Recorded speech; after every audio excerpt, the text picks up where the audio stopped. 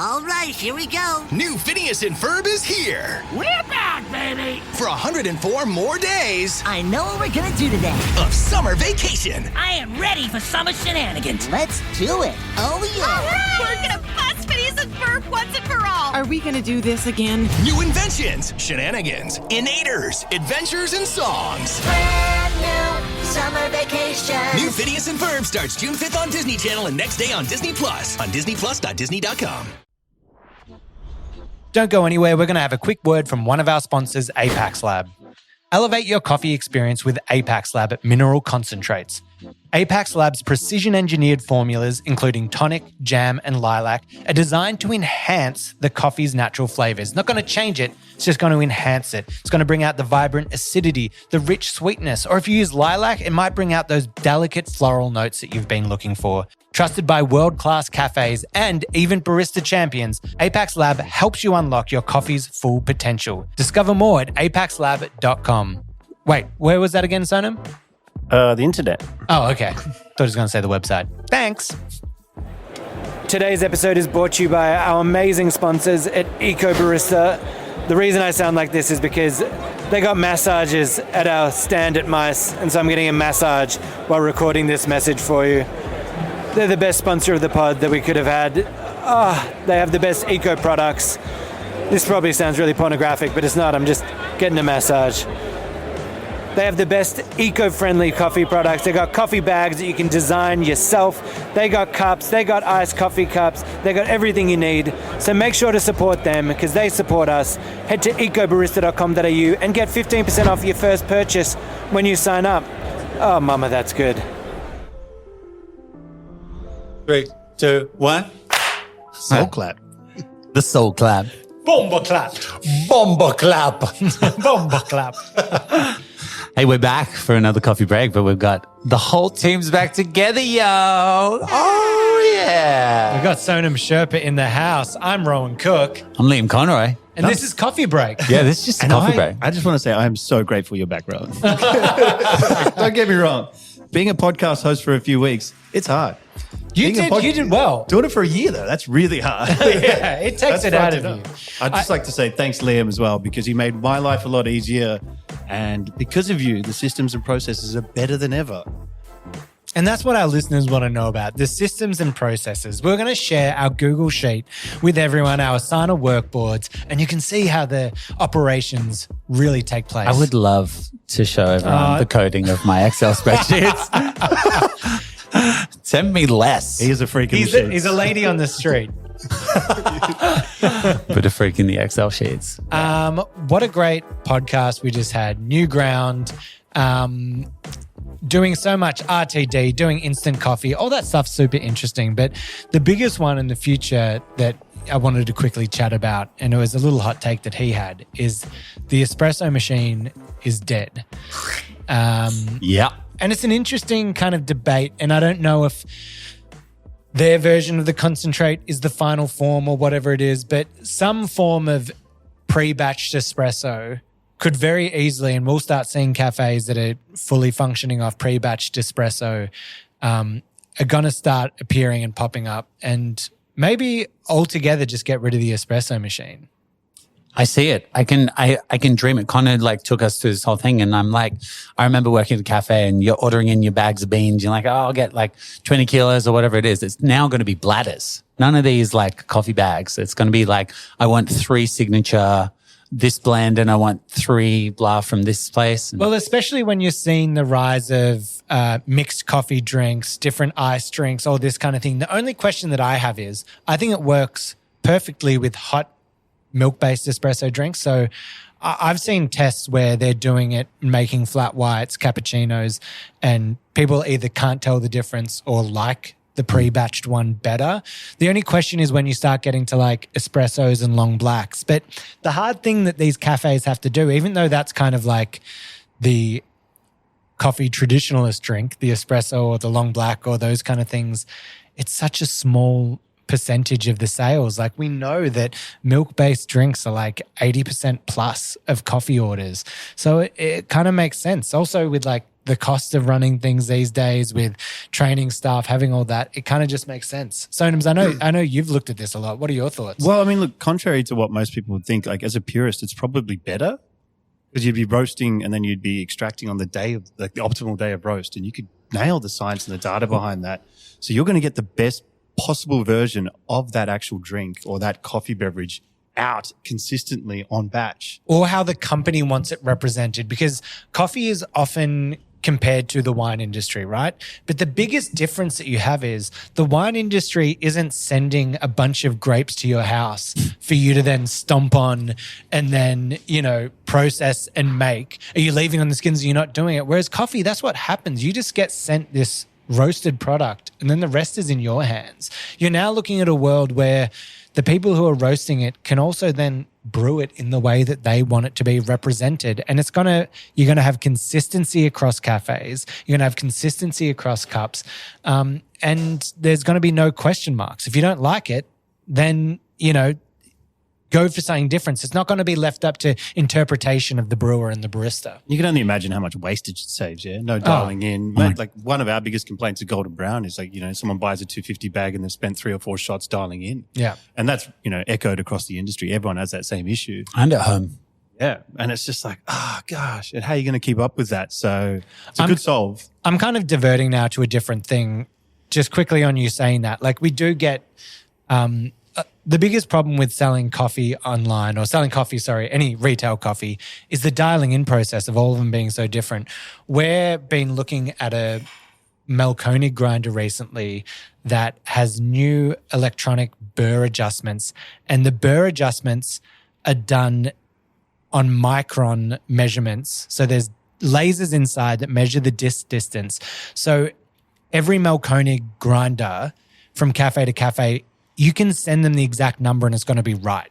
Whereas with numbers at the moment, they're arbitrary and they're different based on where your machine's calibrated. And I want this to come down into the commercial home setting, because what would change the world of home espresso making is Breville was like grind size 5 is the same as grind size 5 on every single machine.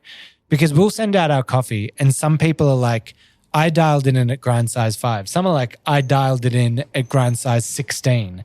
That's an insane difference when you're trying to like educate people on how to dial in. The variables of the internal burrs as well just completely throw you out. Someone's like, I've turned it as far as I can. And you're like, yeah. You got to gently and politely be like, I'm so sorry, but there is also an internal burr. Yeah, there's also an internal burr. If you take out your grinder, you can then switch it around. But that would be game-changing if that started to be seen in the home market. But back to RTD drinks. Oh, jinx. Jinx. RTD jinx. Buy me a canned coffee. Yeah. No, he was great. Are there any of the... I wish we'd had some of them. We should have been more prepared and had some of them to try out there. I've had the St. Ali ones before.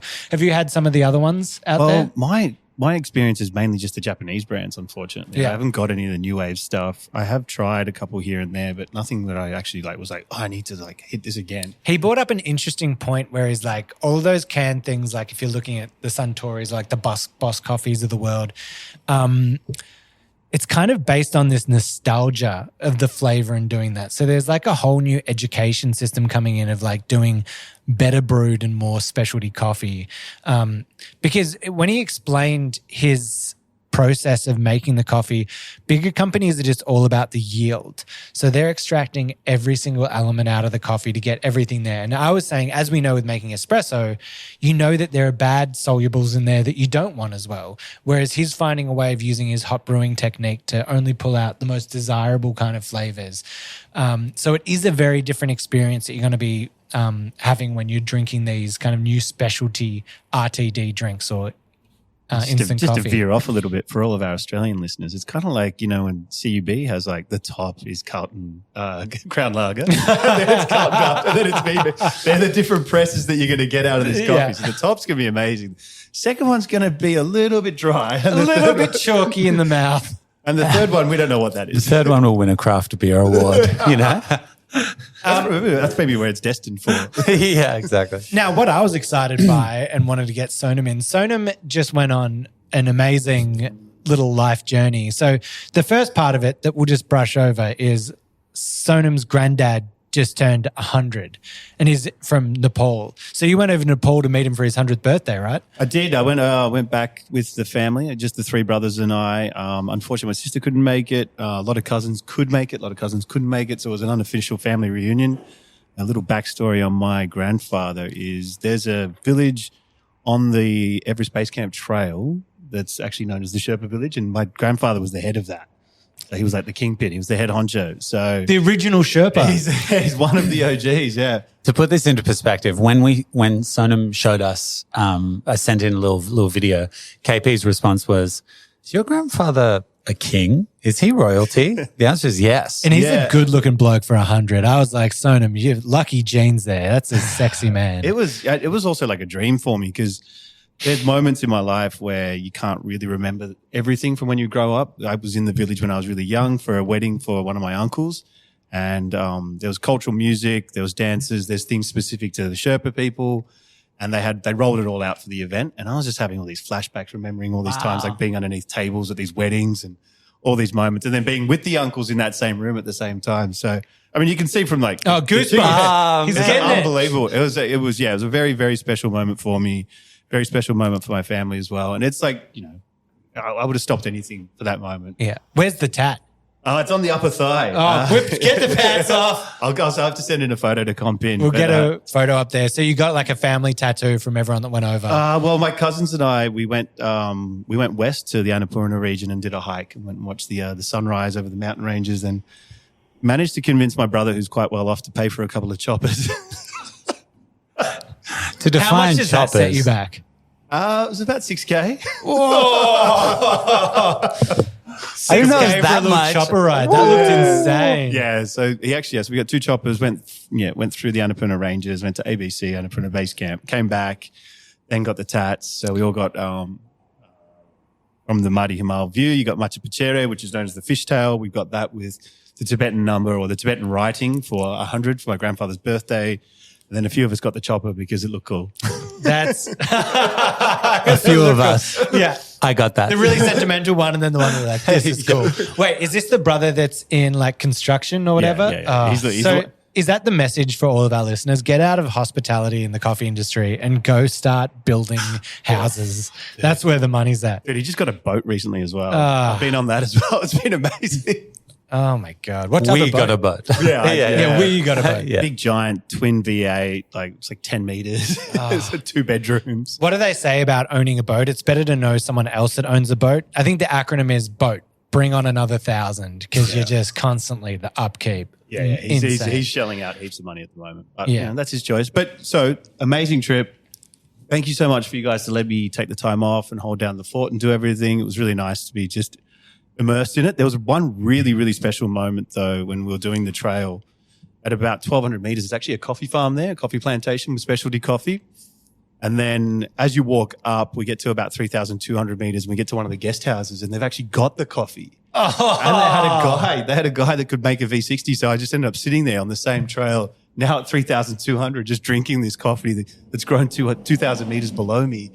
Oh, it was an unbelievable feeling. It was just like, oh, wow, how cool is this? And I think that's also a big signifier of, where Nepal's going for specialty coffee because of the altitude and the monsoons and the rains. It's, it's totally viable there to have a specialty coffee industry. And just in that beautiful moment, we're now opening the door because someone's knocking. Let's find out who it is. Let's find out. That's we have a unbelievable. guess? Yeah. Should we have a guess? Is it delivery? What are we thinking? DHL. Come on. New coffee machine. What do we got? Hey, it's Keep Cup. So what was the coffee like? Is it just more the experience or is it actually good coffee? Look, I'm not going to lie. To have a V60 at that height, it's really hard to taste everything because you're at such high altitude. Yeah. The coffee was also a couple of months old, so that didn't help either. Why? It's right fresh. It's just a couple meters below. No, Can't get rid of it. I know. So the origin is Sabi Lamjung in Nepal. The process was a honey process and it was a bourbon varietal. Altitude was 1100 to 1,300 meters above sea level, and the roast date was the 2nd of February. Right. I was there in May. You should send him a little Google review. Pins on mountain. Yeah. It took 1 out of 5 stars. Coffee was a month old, 2 months old. It's good. It was delicious. It was still had some like little bit of floral flavor to a little bit of gooseberry and stuff like that, but mainly most of it was just like that caramel realm. The best meal I've ever had was climbing Mount Fuji in Japan. And when you get to the top, you like come over the crest of the mountain. You're expecting like a big flag or like something doing there. You just get up there. There's just vending machines and a ramen bar. Perfect. And so you go in, you've climbed like 8 hours, you're exhausted. You go in and you just get like a big steaming hot bowl of ramen. And oh my God, it was the best thing I've ever eaten in my life. It was unreal. But the most interesting thing related now to the podcast is you went on a little trip to Bangkok. Little sojourn, yeah. We've got a good friend, in fact, that works for a big multinational food company.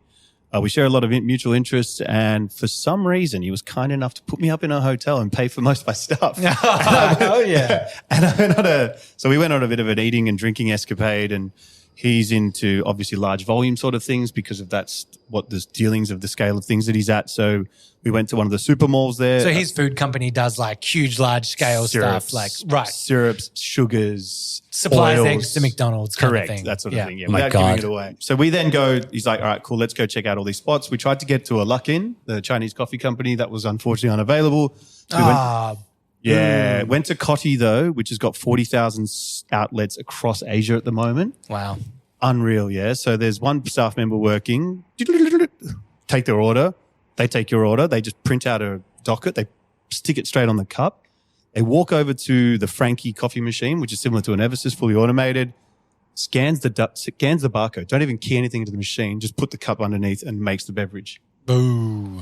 Whoa. You've done like that? And then it's back over. No, it's insane. It's just crazy. Yeah, and that's how you get 40,000 outlets because you've just idiot-proofed absolutely everything.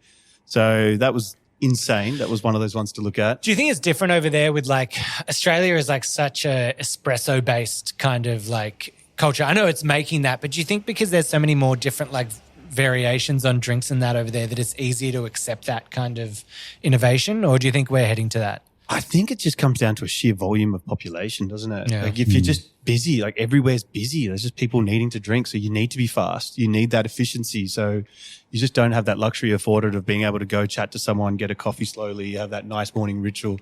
And I think people need to understand that that's actually a luxury. And it's amazing to have that in Australia. Like you don't understand how much people's time is worth. Yeah. Chatting to that barista for 5 to 10 minutes in the morning and then remembering everything about your life. That should be worth more than your $5 cup of coffee. Yeah, that's true. That's essentially therapy, really, when you think about it. There's such a different culture behind, I mean, just to jump back onto like canned drinks and to like look at it in those markets, like, you know, Connor on the pod was talking about in Japan, like, you know, walking around in this like crazy beautiful nostalgia that comes with canned drinks and all those things. I have no point to this. Where was I going with this? That's all right. Just complete brain fart. That was a beautiful moment. We've canned your thought. There we go. He's back. I'm back. No. And the same thing with like, you know, signature drinks. And it's like you go into a 7-Eleven, it's like that's the way that you get like fresh food. And it comes like, you know, you have a smoothie that's already pre-prepped. You chuck it in, it's like there's your smoothie in 2 seconds. And it's like the branding, the culture behind all these things is like completely different. It's like here, it's like there's this connection to bad quality. It's, you know, things that are canned are like, that has it's energy drinks, you know, that bleed into a roast. It's big company. It's just crap quality thrown out there. Yeah. But in terms of the innovation of like food and flavor over there, you were just kind of, when you were over there, you were messaging me just like, Melbourne is screwed. Like, what are we doing? Like, we don't have that buzz, that hub, that change anymore. You were like, the food scene over here is just going wild. Like, starting with coffee, like, what is the difference you're seeing there and what do we need to try? Like, what are some recipes that you were seeing pop up? So to give that some grounding, and I think it's a really cool way to look at it, is you think of Australia having that international influence mainly from Europe and Italy. So that's the basis of our flavors. And then these guys are now based in Bangkok, which is the center of that. Yeah. So you've got Burma, you've got Laos, you got Myanmar, you've got Laos, you've got Cambodia, then you've got Malaysia below you as well. So think about all those flavors that are integral to them. Yeah. And that's what's feeding into the coffee. Yeah. So you've got like pandan guava, you've got white grapefruit, you've got all these other things that you just wouldn't be looking off as a basic building block for the actual coffee or for any of the desserts and stuff like that. So I think that's probably explains it as clear as possible. Yeah. With some of the drinks, it was just like pretty much anything was like an iced version of an iced Americano. There was one automated machine that I came up in Bangkok, and it was the coconut water iced Americano, and the coconut water was dispensed from the automatic coffee machine as well. Like it's so integral and everything's built into it. Like fruity Americanos is where it's at. Also, just a side note, what just happened over the weekend in Jakarta at World of Coffee, our friend Mikhail Jasin, he, for the Da Vinci syrups, actually made a Dubai hot chocolate drink using their pistachio. Oh, using the pistachio. Yeah. And then he made like a lime matcha thing. And so nothing's off limits at all. From now Lime, on. citrus, and matcha, unbelievable. Like I've done a gin and tonic matcha, a bit of yuzu, a bit of lemon, a bit of lime, whatever it is, unbelievable combination. But just to give you some grounding, like here's the list for the cafe menu at KFC in Bangkok. This is like KFC. KFC, yeah. They've got an iced matcha latte. They've got an iced pinky milk, iced love matcha, which is the pinky milk and matcha, iced matcha espresso.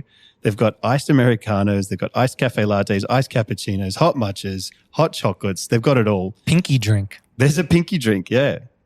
You drink the whiskey drink, you drink the pinky drink. The guava drink.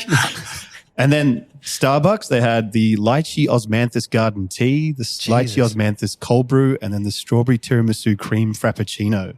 Dear God. Dear God. Look at this one, the cloud mousse cocoa blue latte. What did you have? I had the grapefruit Americano. That sounds grapefruit. good. Yeah, it was really good. Citrus and coffee, just there's not as dived into, but easy. I mean, Italians are doing it with the Romano back in the day, a slice of lemon with your espresso. But in those bigger based drinks. I mean, you were messing makes a lot of around with sense. the orange and chocolate, like going down that way. I want to try this matcha combo. Oh, yeah, it's so good. Matcha, there's lots of, yuzu is a good one. But speaking back to, look, I mean, if you just read this, it's like cloud mousse matcha latte, mango coconut latte, condensed milk latte, coconut milk latte, signature rice milk latte, pandan coconut milk latte, pampas blue coconut milk latte, oat latte, and then pandan jasmine latte. Nothing's off limits. No. And I love that. I think that's kind of where we need to go. And it probably ties back into that podcast that just happened with this syrup, like it's just another ingredient. Yeah. We are seeing a lot of that influence come in through the Asian markets and that into Australia as well, which is super cool. I mean, we're seeing like the matcha boom has just been like insanity, where it's just like everywhere at the moment. But I think we'll start seeing more and more of this start to like filter in. It was interesting, Connor.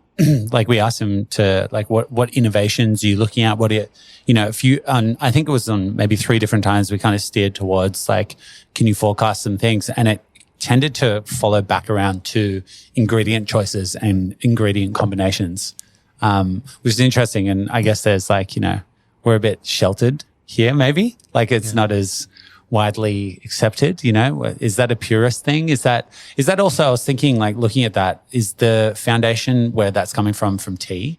Like, it's like mixed cold tea beverages and different combinations of that. Yeah, it has to be.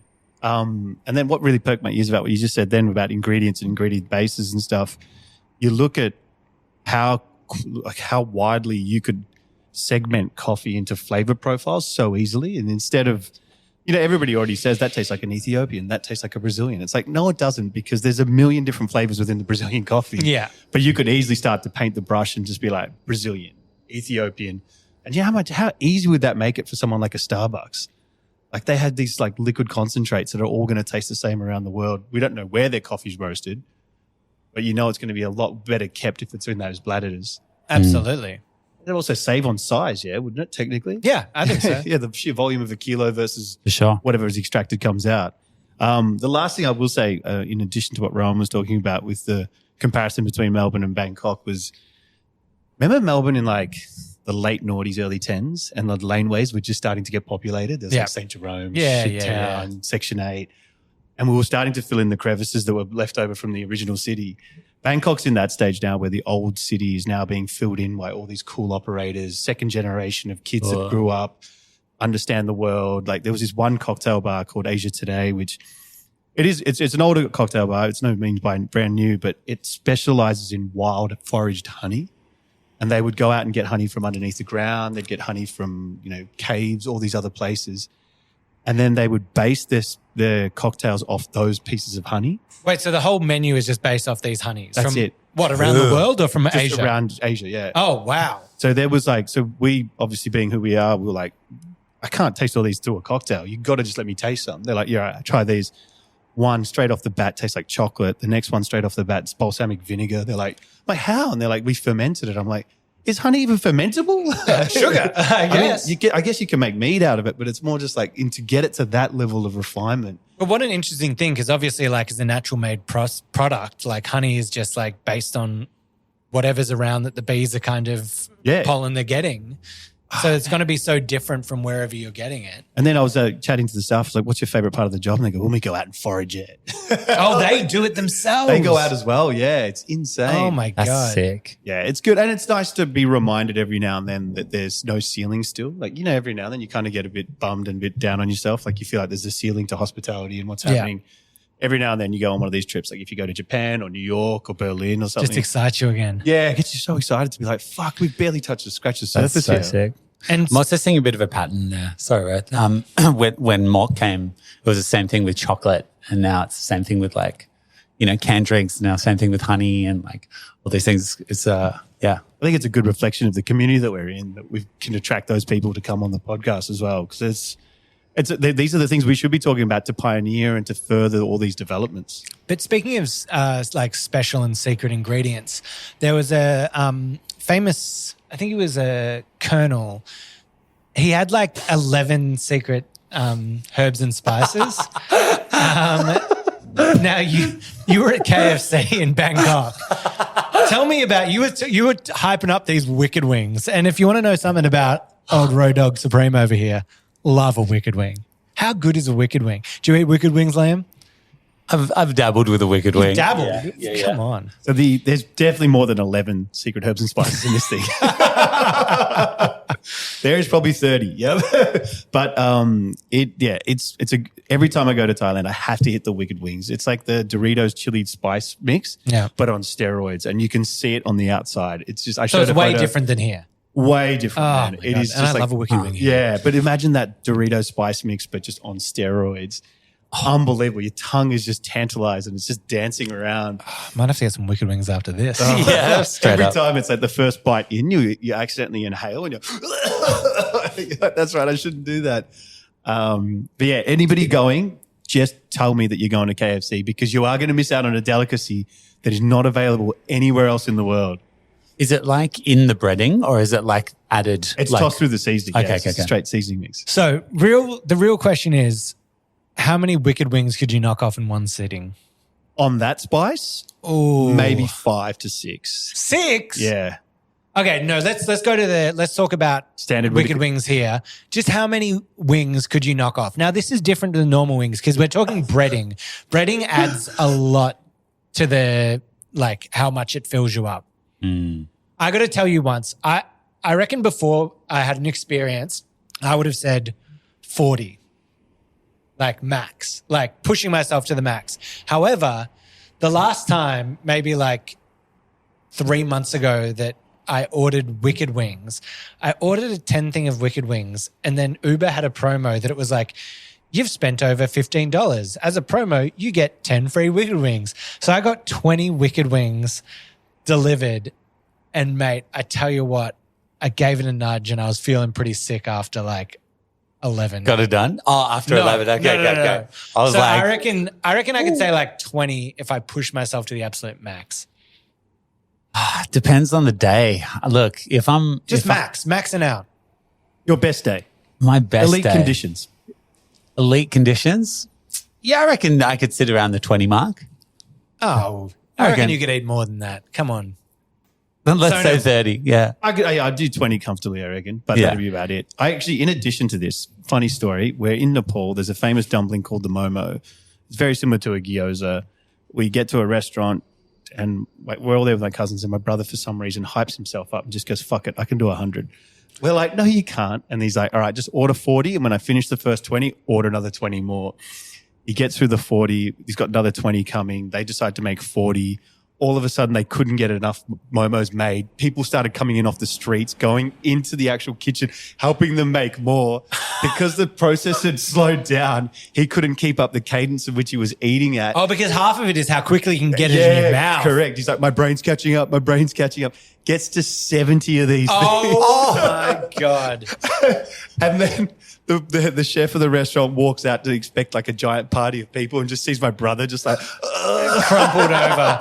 Well, I've seen people do the Din Tai Fung 100 Xiaolong Bao challenge, but Xiaolong Bao are A, smaller, B, that it's so fine. The skin on it is so at Din Tai Fung, other places not as much. But for these, are you talking like like what you'd assume like a dumpling would be like that 70 of those is insane. Your son, how many didn't he do the challenge? He did 17, 17 for how old? He's 6 now. 6-year-old. That is epic. That is so I reckon he can knock off 20 next time. Yeah, I feel like I'm, really proliferating some bad eating habits in my family. But you promote so much fitness and well-being and getting out there and exercise. You ride a bike everywhere. Speaking of fitness, I'm actually starting a 12-week challenge in June.